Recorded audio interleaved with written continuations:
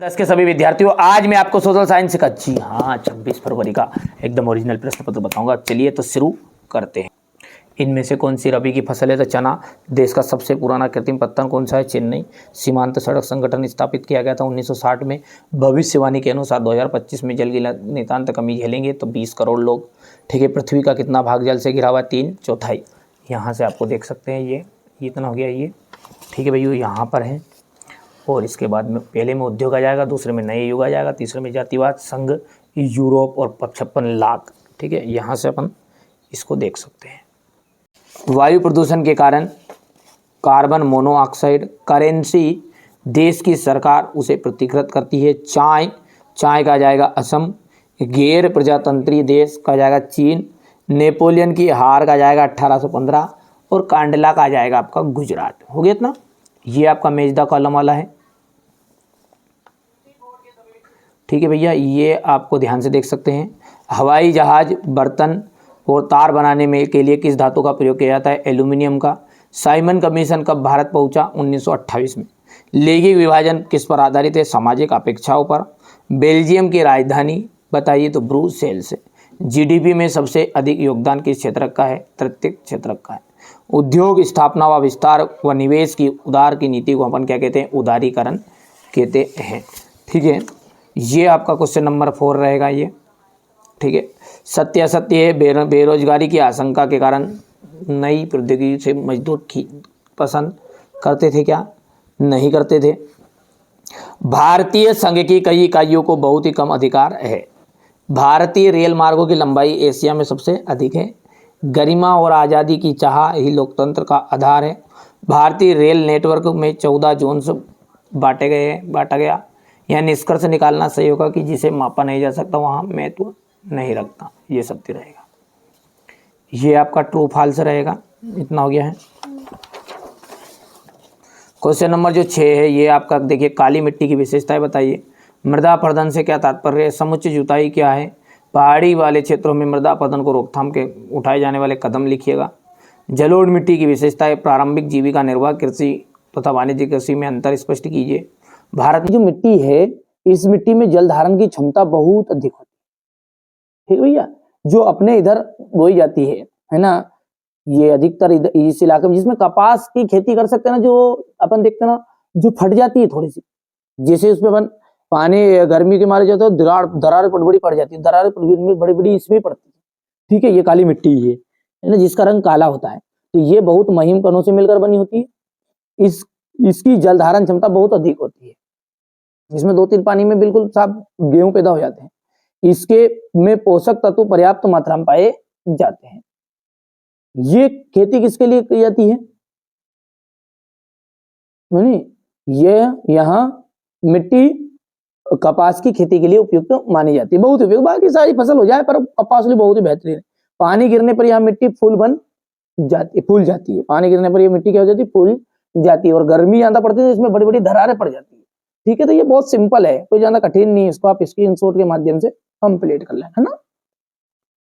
चलिए अगला है, मृदा अपरदन से क्या तात्पर्य? प्रमुख मृदा अपरदन के कारण बताओ।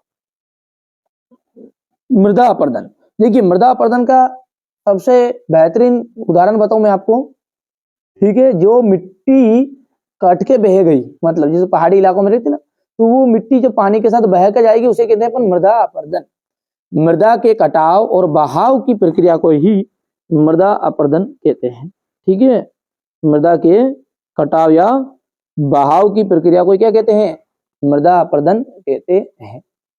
इसके कारण है वनों का नाश। ठीक है, अत्यधिक पशुचारण। पहला क्या है? वनों का नाश है, अत्यधिक पशुचारण। तीसरा है पवन अपरदन और चौथा जाएगा भारी वर्षा। ठीक है, तो ये सारी चीजें हेडिंग लिख के आओगे ना, इसमें भी काम चल जाएगा, क्योंकि 2 से 3 नंबर का रहेगा, ज्यादा बड़ा नहीं रहेगा, है ना। चलिए अब अगला देखते हैं, समुच्चय जुताई किसे कहते हैं। तो देखिए समुच्चय जुताई क्या है कि जो पहाड़ी इलाके होते हैं ना, पहाड़ी इलाकों में क्या होता है, ठीक है, तो देखिए समुच्चय जुताई का उदाहरण सबसे पहली चीज ये इस तरह का रहेगा, जिसे कहते हैं समुच्चय जुताई। देखिए गौर से देखिए ये किस तरह से करी। ठीक है, ये समांतर इसको हल चला दे तिरछी तरह, इसे कहते हैं समुच्च जुताई, इस तरह की खेती को, है ना। ठीक है भैया, तो ये क्या है, ढाल वाली भूमि पर समुच्च रेखाओं के समांतर हल चलाने से ढाल के साथ जल का जो बहाव है उसकी गति घटती है, इसे क्या कहते हैं, समुच्च जुताई कहा गया है। पहाड़ी क्षेत्रों में मृदा अपरदन को रोकथाम के लिए कौन कौन से कदम उठाए जाइए? 3 कदम है। समुच्च जुताई, जिसका तो मैंने आपको बता ही दिया है, सीढ़ीदार और पट्टीदार। ठीक है, ये 3 खेती करते हैं और उसके द्वारा मृदा अपरदन में रोकथाम के लिए किया जाता है। यहां से हम बात करें तो अगला है आपका, देखिए, जलोढ़ मिट्टी की विशेषताएं बताइए। जलोढ़ मिट्टी की विशेषताओं में क्या है कि ये मिट्टी सबसे अधिक उपजाऊ होती है। ठीक है, ये मिट्टी क्या है आपकी, सबसे अधिक उपजाऊ होती है। इस मिट्टी में नाइट्रोजन तथा जैविक पदार्थों की कमी होती है। नंबर 3 है, इस मिट्टी में पोटास, चूना, फास्फोरस पर्याप्त मात्रा में पाए जाते हैं। बिल्कुल सिंपल है, कोई ज्यादा कठिन नहीं है। अब अगला जो प्रश्न है ना, वो है प्रारंभिक जीविका निर्वाह कृषि और वाणिज्य कृषि में अंतर। देखो क्या है पहला पॉइंट, वो देखो सबसे पहला कि ये भूमि के छोटे टुकड़ों पे की जाती है, ये भूमि के बड़े टुकड़ों पे की जाएगी, बड़े क्षेत्रों में की जाएगी। इसके लिए उर्वरकों तथा रासायनिक खादों का प्रयोग लगभग ना के बराबर करते, वाला कि करते हैं पर ना के बराबर करेंगे, पर इधर तो कृषि उर्वरक रासायनिक खादों के प्रयोग करेंगे जानता। ठीक है भैया, इस कृषि में फसलों का उत्पादन कम होता है और इसमें क्योंकि ये मशीनों के द्वारा होगी और टेक्नोलॉजी के द्वारा होगी, नई नई टेक्नोलॉजी, तो इसमें फसल का उत्पादन भी अधिक होगा। समझ में आ रही तो हाँ करो। ठीक है, ये क्या है कि इस कृषि, यहाँ कृषि भूमि के छोटे टुकड़ों पर करेंगी, ये भूमि के बड़े क्षेत्रों पर की जाएगी। इसके लिए रासायनिक उर्वरकों का प्रयोग लगभग ना के बराबर रहेगा, इसमें उर्वरकों का प्रयोग किया जाएगा। इस कृषि में फसलों का उत्पादन कम होता है, इसमें अधिक होता है। यहाँ पर हम बात करें प्रारंभिक कृषि की, तो इसमें पुराने औजारों के द्वारा प्रयोग किया जाता है, जैसे अभी मैंने बताया ही आपको, लकड़ी के हल के द्वारा, इनके द्वारा, और इसमें कृषि यंत्रों के द्वारा खेती की जाएगी। इसका उद्देश्य क्या है, परिवार का पालन पोषण करना होता है, और इसका उद्देश्य क्या है, व्यापार करना होता है। तो ये इतने सारे पॉइंट है, जो जमे 3-4 पॉइंट हो वो कर लेना है ना। यहां से अपन स्क्रीनशॉट ले लो, हो गया इतना। इसके बाद में ये दूसरा हिस्से कर लेना, बढ़िया से कंप्लीट करो आप, कोई दिक्कत नहीं है ना। अब यहाँ पर इसका अथवा है, भारत में उगाई जाने वाली मुख्य रेशेदार फसलें कौन कौन सी है? तो कपास, जूट, सन और प्राकृतिक रेशम भारत में उगाई जाने वाली 4 प्रमुख रेशेदार फसलें। इनमें से पहली 3 मृदा में फसल उगाने से प्राप्त होती है और चौथा रेशम के कीड़े के कोकून से प्राप्त होती है, जो शहतूत के पेड़ की हरी पत्तियों पर पलता है। ठीक है, बहुत सिंपल है, पढ़ोगे जिसमें समझ में आएगा सारी चीजें। चलिए अब आगे बढ़ते हैं और अगला क्वेश्चन क्या है अपना, आधारभूत उद्योग क्या है से क्या से। देखिए आधारभूत का मतलब है कि जो दूसरे उद्योगों के लिए आधार का काम करेंगे, कच्चे माल की तरह काम करेंगे, सीधी सी बात ये है। तो हम कहेंगे कि वे उद्योग जो अन्य उद्योगों के आधार होते हैं, इनके उत्पादन और अन्य उद्योगों के निर्माण तथा संचालन के काम में आते हैं। इनके जो उत्पादन है वो नहीं, ठीक है, इनका उत्पादन लिख दो आप, तो इनके क्यों करो, इनका उत्पादन अन्य उद्योगों के निर्माण तथा संचालन के काम में काम आते हैं। जैसे लोहा इस्पात उद्योग हो गया, लोहा इस्पात, तांबा प्रगलन और एल्यूमिनियम प्रगलन उद्योग आदि। आगे की बात करें तो वायु प्रदूषण को नियंत्रित करने के उपाय। तो वायु प्रदूषण को नियंत्रित करने में क्या आएगा, सबसे पहले कारखानों की चिमनियों की ऊंचाई बढ़ा देनी चाहिए तथा उनसे निकलने वाली हानिकारक गैसों के प्रभाव को कम किया जाना चाहिए या किया जा सकता है। ठीक है, कारखानों की चिमनियों को ऊंचाई बढ़ा देंगे तो उनसे निकलने वाली जो हानिकारक गैसें रहेगी उनका प्रभाव कम हो जाएगा। दूसरा है, कारखानों में कम से कम प्रदूषण होने वाले ऊर्जा संसाधनों का उपयोग करना चाहिए, जैसे सौर ऊर्जा हो गई, सौर पैनल हो गया है। इनके द्वारा अपन वायु प्रदूषण को काफी हद तक नियंत्रण कर सकते हैं। उद्योगों में प्रदूषण नियंत्रक उपकरण लगाए जाने चाहिए। चौथा है आपका, औद्योगिक इकाई की स्थापना से पूर्व ही प्रदूषण अनुमान लगाकर उसको नियंत्रित करने के साधन जैसे वनस्पति आवरण आदि कारखाना परिसर में विकसित किया जाना चाहिए। तो ये इतनी चीजें तो आपको कंप्लीट करनी, 3 तो कर लेना, 4 मत करना, भले 3 याद कर लेना, है ना। हो गया इतना, यहां से। अब है सड़क परिवहन के 2 गुण। आपने देखा होगा कि जो सड़कें हैं, सीधी सी बात, सड़क कोई पहचानता है, हर एक बच्चे की इमेज में है ना। सड़क जो होती है उबड़ खाबड़ जगहों पर बना सकते हैं, रेल को नहीं बना सकते भाई साहब, रेल के लिए सीधी पटरी चाहिए, है ना। तो सड़कें उबड़ खाबड़ जगहों पर बनाई जा सकती है। सड़कें गांव को शहर से जोड़ती है। छोटी और कम दूरियों के लिए तीव्र गति से परिवहन सड़कों के द्वारा ही होता है। यार हम बात करेंगे कि जरा सी दूर जाना आपको 2-4 किलोमीटर, तो उनके लिए सबसे तेज परिवहन किसके द्वारा होगा? सड़क के द्वारा। अब पता चले रियल में 2-4 किलोमीटर चले तो ऊपर रुके ही नहीं हो जब तक, तो फिर ठीक है। तो यहां से देखो समझ में आ गई बात नहीं है। तो छोटी और कम दूरियों के लिए तीव्र गति से परिवहन सड़कों के द्वारा ही संभव। जल्दी खराब होने वाली वस्तुएं जैसे फल हो गया, सब्जी हो गया, अंडे हो गए, इनको उपभोक्ता तक, भले वो रेल से तो माल आ गया और उनको घर घर तक नहीं रेल जाएगी, बस के द्वारा, कार के द्वारा, मोटरसाइकिल के द्वारा, ठीक है, भले टेम्पो के द्वारा, भले साइकिल के द्वारा, कैसे जाएगा, ठेले के द्वारा कैसे जाएगा, माथा भर के जाए, सड़क पे तो जाए नहीं, ठीक है। तो ये आ जाएगा। जल्दी खराब होने वाली वस्तुएं जैसे फल, सब्जी, अंडे आदि को उपभोक्ता तक सड़क मार्ग के द्वारा ही पहुंचाया जाता है। इसके बाद में अगला है राष्ट्रीय राजमार्ग व जिला मार्ग में के बारे में बताइए। देखिए, राष्ट्रीय राजमार्ग देश के दूरस्थ भागों को जोड़ते हैं। ये प्राथमिक सड़क तंत्र हैं जिनका रखरखाव कौन करता है? केंद्रीय लोक निर्माण विभाग के अधिकार क्षेत्र में। ठीक है भैया।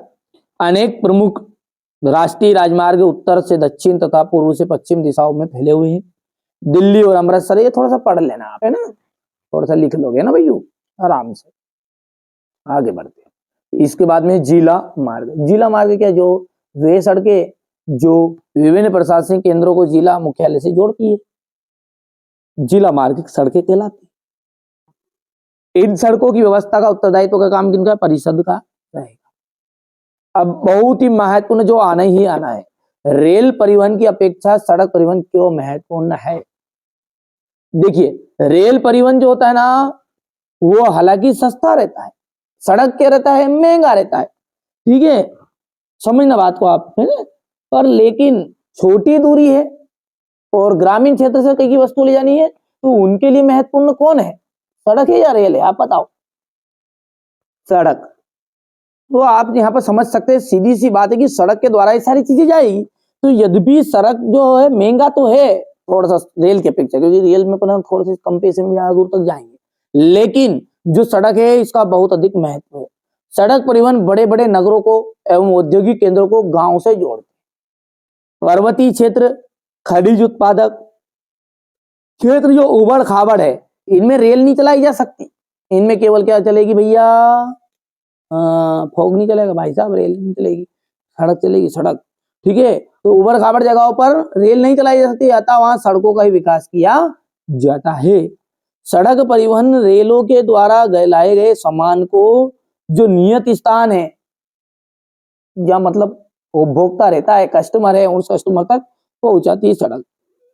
रेल के द्वारा ढोए जाने वाले कच्चे माल को भी, ठीक है, यहाँ पर देख कहाँ थे अपन, अतः सड़कों के द्वारा विकास किया जाता है। सड़क परिवहन रेलों द्वारा लाए गए सामान को नियत स्थानों तक पहुंचाया जाता है। और रेल द्वारा ढोए गए माल को भी रेल यार्ड तक पहुंचाया जाता है। किसके द्वारा? सड़क के द्वारा। शीघ्र नष्ट होने वाली वस्तुओं को गंतव्य स्थान तक पहुंचाने में रेलों की तुलना में सड़कें बहुत अधिक उपयोगी है। अंडा, मांस, दूध, फल, सब्जी आदि सड़क परिवहन के लिए अत्यधिक उपयोगी है। अब भैया आपको क्या करना है, ये चीजें, ये ना इसमें से थोड़ा जो आपको लगे वो थोड़ा एक दो लाइन छोड़ देना, भले कोई दिक्कत नहीं, आपके इस तरह से समझ लिया आपने कि क्या बोल रहा है यहाँ पे, कि जो रेल परिवहन है ना वो हालांकि सस्ता होता है, लेकिन जो सड़क परिवहन है वो, ठीक है, सड़क परिवहन जब भी महत्वपूर्ण है, महंगा है जब भी, क्योंकि सड़क का महत्व अधिक है, क्योंकि ग्रामीण क्षेत्रों से शहरों तक सड़कें के द्वारा ही कोई भी वस्तुओं को पहुंचाया जाता है। उबड़ खाबड़ जगहों पर हम रेलों का विकास नहीं कर सकते, वहां पर सड़क ही बनाई जाती है। शीघ्र होने वाली वस्तुएं, खराब होने वाली वस्तुएं, यदि जो वस्तुएं रेल के द्वारा आती है उसको उपभोक्ता तक यानी कस्टमर तक सड़क परिवहन के द्वारा ही पहुंचाया जाता है। और उत्पादक के घर से यानी किसानों के घर से भी सड़क परिवहन के द्वारा ही उन वस्तुओं को रेल तक पहुंचाया जाता है। तो ये सब चीजें आप लिख सकते हो, कोई दिक्कत नहीं, मैंने लिखा ऐसे लिखो, जरूरी नहीं है ना, कोई अपन कलेक्टर नहीं है कि साहब हम ही जो बताएंगे वही आंसर सही रहेगा, आपके हिसाब से भी कर सकते हो। भुला दे डर कुछ अलग कर, हे मानव तू स्वयं को जान ले, तू ब्रह्म का ही अंश है। क्या है कि ये मानव तू स्वयं को जान ले, तू ब्रह्म का ही अंश है, तू सब कुछ कर सकता है, संभव है, सब कुछ संभव है, असंभव नहीं है कुछ भी ना। तो आप तो इसको करो कंप्लीट, ये इतना हो गया है। उसके बाद में ये यहाँ ठीक है, नहीं तो पता चले यहाँ भाषण देने के महात्मा जी बना दो, ठीक है। अब ये बननी है महात्मा जी, के महात्मा जी बन जाएंगे फिर बाद में। चलो, व्यापार से क्या आप क्या समझते हैं, स्थानीय और अंतर्राष्ट्रीय व्यापार में अंतर बताइए। तो व्यापार, व्यापार का मतलब है कि राज्यों और देशों के बीच वस्तुओं का आदान प्रदान जो है वही आपका व्यापार कहलाएगा। यदि ये व्यापार दो देशों के बीच में हुआ तो इसे अपन अंतर्राष्ट्रीय व्यापार कहेंगे, ठीक है। और स्थानीय व्यापार और स्थानीय व्यापार जो दो राज्यों में, मतलब गांव का गांव में होगा जो स्थानीय व्यापार, और दो देशों में होगा जो अंतर्राष्ट्रीय व्यापार, सीधी सी बात है। तो भाई साहब यहाँ पर स्थानीय व्यापार और अंतर्राष्ट्रीय व्यापार में अंतर है ना। अब भाई साहब स्थानीय में है तो तब तो जो तेरे इधर जो नोट चलेंगे वही देंगे। अंतर्राष्ट्रीय है भैया वो हमारे इधर का नोट अलग है, हम डॉलर वाले हैं भाई साहब, वो करेंसी ठीक है अलग है तुम्हारी रुपये वाली, तो समझ रहे बात को। तो यहाँ पर क्या है, एक ही मुद्रा प्रणाली का चलन होता है स्थानीय व्यापार, लेकिन इसमें अलग अलग मुद्राओं का चलन होता है। वो सामने वाला डॉलर में देगा, फिर अपन उसे बैंक में कन्वर्ट करा के ना पैसे लेंगे, ठीक है भैया। चलिए, तो इतना क्या है इसका, यहाँ एक ही मुद्रा प्रणाली चलन में होती है, इधर अलग अलग मुद्राएं होती है। श्रम और पूंजी में गतिशीलता पाई जाती है और इसमें गतिशीलता का अभाव होता है, थोड़ा समय लेता है व्यापार करने में इसमें। और ये क्या उसे थोड़ा तुरंत हो जाता है, तो ये लाख 2 लाख तक रहता है, ये करोड़ों वाली चीजें रहती है अंतर्राष्ट्रीय, तो थोड़ा समय लगेगा, है ना। यहाँ देश के अंदर विभिन्न क्षेत्रों के बीच में होता है और ये विभिन्न राष्ट्रों के बीच में किए जाने वाला व्यापार होता है। इसमें सरकार को किसी भी प्रकार का समझौता नहीं करना पड़ता और इसमें सरकार को क्या करना पड़ता है, समझौता करना पड़ता है। आगे देखिए, कार्न लॉ समाप्त करने के बारे में ब्रिटिश सरकार के फैसले का प्रभाव लिखिए। देखिए, चलिए अब अगला प्रश्न है, कार्न लॉ को समाप्त करने के लिए के बारे में ब्रिटिश सरकार के फैसले का प्रभाव। अच्छा, पहले तो आपको कार्न लॉ समझना पड़ेगा क्या है। देखिए, कॉर्न मतलब होता है मक्का और लॉ मतलब कानून। तो मक्का के लिए कानून बनाया था जो बड़े बड़े भूस्वामी हैं, जिनके पास हजार हजार एकड़ जमीन थी, 200 400 एकड़ जमीन थी, उन्होंने सबने सरकार पर दबाव डाला कि भाई साहब वो बाहर से मक्का नहीं आई। अब दबाव डाला तो सरकार, ब्रिटिश सरकार को भी मानना पड़ा, क्योंकि भाई साहब बड़े बड़े लोग होते, ठीक है। तो उनका दबाव के कारण एक कानून लाया कि बाहर से कोई भी मक्का के आए तो रोक लगाई जाएगी, मतलब बाहर से मक्का नहीं आई। तो उसको जब लगा दी रोक, तो उसका प्रभाव क्या क्या हुआ वो ही बता रहे। देखिए, 18वीं शताब्दी सदी के आखिरी दशकों में ब्रिटेन की आबादी तेजी से बढ़ने लगी। अब नतीजा ये हुआ कि देश में भोजन की मांग भी बढ़ी साहब, जैसे जैसे शहर फैले गए उद्योग भी बढ़ते चले गए, कृषि उत्पादकों की मांग भी बढ़ी। क्या बोल रहा है कि 18वीं शताब्दी के आखिरी दशकों में ब्रिटेन की आबादी तेजी से बढ़ी, तो जब जनता ज्यादा बढ़ेगी तो भाई साहब भोजन की मांग भी बढ़ी। अब जैसे जैसे शहर फैले वैसे वैसे उद्योग भी बढ़े, कृषि उत्पादकों की मांग बढ़ने लगी, कृषि उत्पादक महंगे होने लगे। दूसरी तरफ बड़े भूस्वामियों के दबाव में सरकार ने मक्का के आयात पर प्रतिबंध लगा दिया था। जिन कानूनों के सहारे सरकार ने यह प्रतिबंध लगाया था उसे कॉर्न लॉ कहा जाता था। खाद्य पदार्थों की ऊंची कीमतों से परेशान उद्योगपति और शहरी बंदिशों में सरकार को मजबूर कर दिया था कि वह कॉर्न लॉ फौरन समाप्त कर दे। समझ में आया आपको कि बड़े बड़े भूस्वामियों के दबाव सरकार के मक्का के आयात पर प्रतिबंध लगा था, पर जिन कानूनों के सहारे प्रतिबंध लगाया था उसे कॉर्न लॉ कहा जाता था। अब ये खाद्य पदार्थों की कीमतें ऊंची बढ़ी तो उद्योगपति और शहरियों की बंदिशों ने सरकार को फिर से मजबूर कर दिया कि साहब तुम तो कॉर्न लॉ हटाओ। तो ये कॉर्न लॉ के बारे में प्रभाव था। यहाँ से इतना सा हो गया, इतना इसके बाद में ये हो गया। चलिए अब आगे है, भारतीय अर्थव्यवस्था पर महामंदी का प्रभाव लिखिए। महामंदी ने भारतीय व्यापार को फौरन प्रभावित किया। 1928 से 1934 के बीच देश के आयात और निर्यात पर घटकर लगभग आधा से ज्यादा रह गया। तो ये थोड़ा सा आप पढ़ोगे ना कि शहरी निवासियों के मुकाबले किसानों को थोड़ा सा पढ़ना भी पड़ेगा ना बेटा। पूरा वीडियो इतना लंबा कब तक अपन बढ़ाते रहेंगे आगे तक, तो है ना, थोड़ा सा आप सोल्यूशन ले लो और थोड़ा एक दो बार पढ़ोगे तो याद भी हो जाएगा। आगे बढ़ते हैं। पहले विश्व युद्ध के समय भारत का औद्योगिक उत्पादन क्यों बढ़ा? ठीक है, तो क्यों बढ़ा? तो पहले विश्व युद्ध के तक औद्योगिक विकास धीमा रहा और युद्ध ने एक बिल्कुल नई स्थिति पैदा कर दी थी। पुराने कारखाने कई पालियों में चलने लगे थे, मतलब एक शिफ्ट में चलते थे वो, फिर दो तीन दिन। बहुत सारे मजदूरों को तो काम पर रखा गया था, बहुत सारे नए मजदूरों को काम पर रखा गया और प्रत्येक को पहले से भी ज्यादा समय तक काम करना पड़ता था। भारतीय बाजारों को रातों रात एक विशाल देशी बाजार मिल गया, नए कारखाने लगाए गए। अगला है, ब्रिटिश कारखाने सेना की जरूरतों को पूरा करने के लिए युद्ध संबंधी उत्पादन में व्यस्त थे। ये आपका क्वेश्चन नंबर 13 हो गया इतना। इसके बाद में ये औद्योगिक मजदूरों से क्या आशय है? जब हम औद्योगिक मजदूरों की बात करते हैं तो हमारा आशय होता है कारखानों में कार्य करने वाले मजदूरों से। ठीक है, अगला है मुद्रण संस्कृति। ठीक है, मुद्रण संस्कृति ने भारत में राष्ट्रवाद के विकास में क्यों मदद की? ये आपका यहां से आप क्वेश्चन नंबर 14 कंप्लीट करिएगा।